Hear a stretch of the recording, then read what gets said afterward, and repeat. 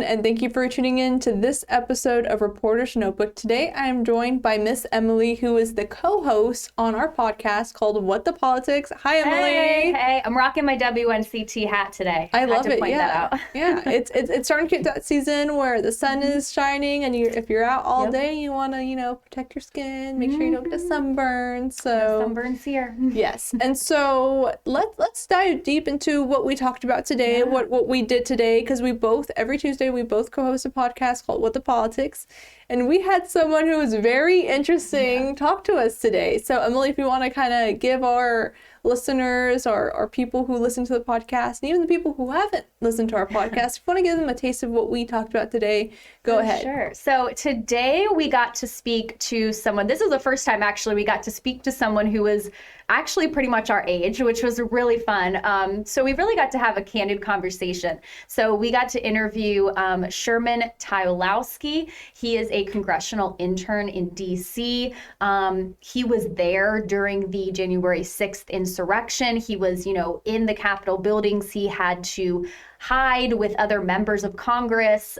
So he explained that whole situation, his experience firsthand from that, which was really interesting. And we just had, I think, a really good, candid conversation about, the current climate of politics in DC, where it's headed, how we got to the point that we are now. And I just think it was a really great conversation, just to have such an open dialogue with someone closer to our age about, how our generation kind of feels about what's going on in politics right now. I think he was one of our most, when it comes to, we've had a lot of great guests, and I say this every week. I'm always like, wow, that was such a good, one of our best guests. But I mean, it was such an honest conversation. Yeah. And I mean, he's just like us as journalists are boots on the ground, and the stories that we're doing, he's boots on the ground in DC. And he gave us an insight look into what's been going on before the insurrection, after the insurrection. He's an interesting person for the reason, or for the particular reason that he has interned on both sides of the aisle. Yes. And he said that's something he did on purpose. He is really interested in cybersecurity, and he's saying that one of the reasons that he's an intern is because he wants to become an elected politician. And one of the issues that he's concerned about is where the United States stands in terms of our cyber security and infrastructure, and how it's something that's technical right now, but we really need to be leading the world on, because of how it's just going to be it's already such an integral part of our lives. I mean, we're basically cyborgs with our cell phones and with our walking around with our AirPods, our Bluetooth headphones. I mean, we're basically already cyborgs. Was there anything that caught your attention besides the kind of January 6th insurrection, his experience on that? Was there anything that caught your attention from today's episode?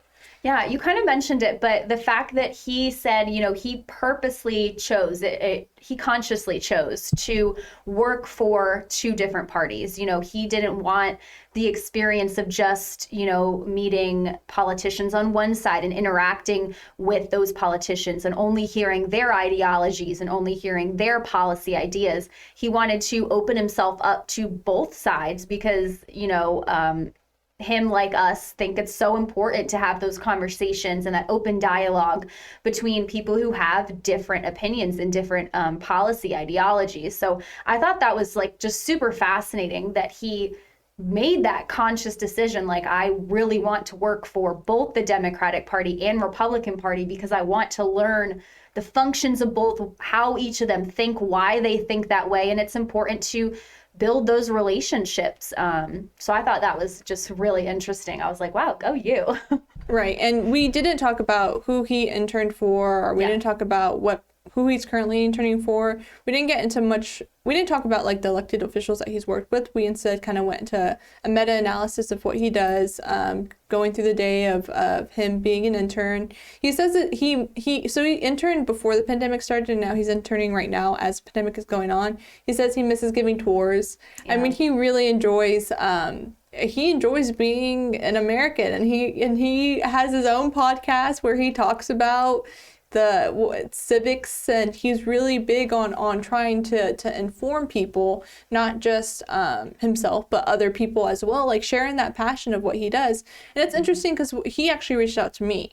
Yeah. And that's something that I was impressed by, you know, when people reach out to talk to you about wanting to share their passions. It always kind of catches you off guard, because I feel like, Emily, in your experience, or I don't know if you can say this in your experience, but in my experience, we're always the one having to kind of like search for the stories, and Right. and just having someone reach out and say, hey, I think what you guys are doing is something that I want to be a part of, and I was you know, impressed and touched. Really, I think I was humbled. Makes us feel good. Yeah, I was like, I don't think it's an impression. It's really more like humbling. It's like, oh, what we're doing is we see the numbers, and we hear and we look at the statistics, but when someone actually reached us out and said, like, hey, I want to be a part of this, then it's pretty an awesome feeling. I don't know how you feel about that. It was really, Emily. yeah, it was really cool. It's like, oh, wow, okay, so people are, you know, we're catching on to kind of what we're doing, and it's gaining, you know, maybe a little bit of traction more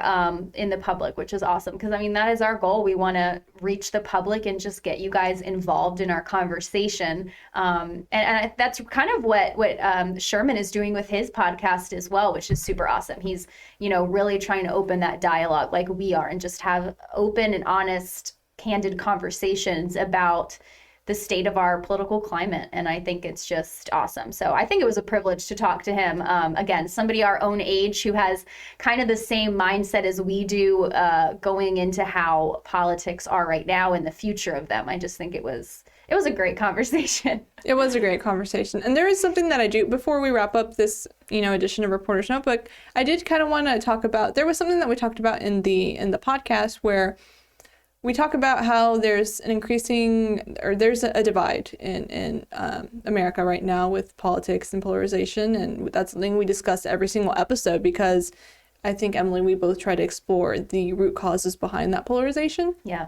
And he said, and I wanted to know if maybe there was a brighter kind of outlook for younger people, to see if maybe we just kind of need to let the old guard.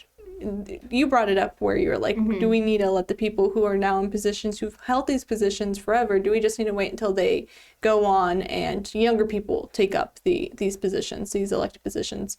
And he said that is something that might be a solution.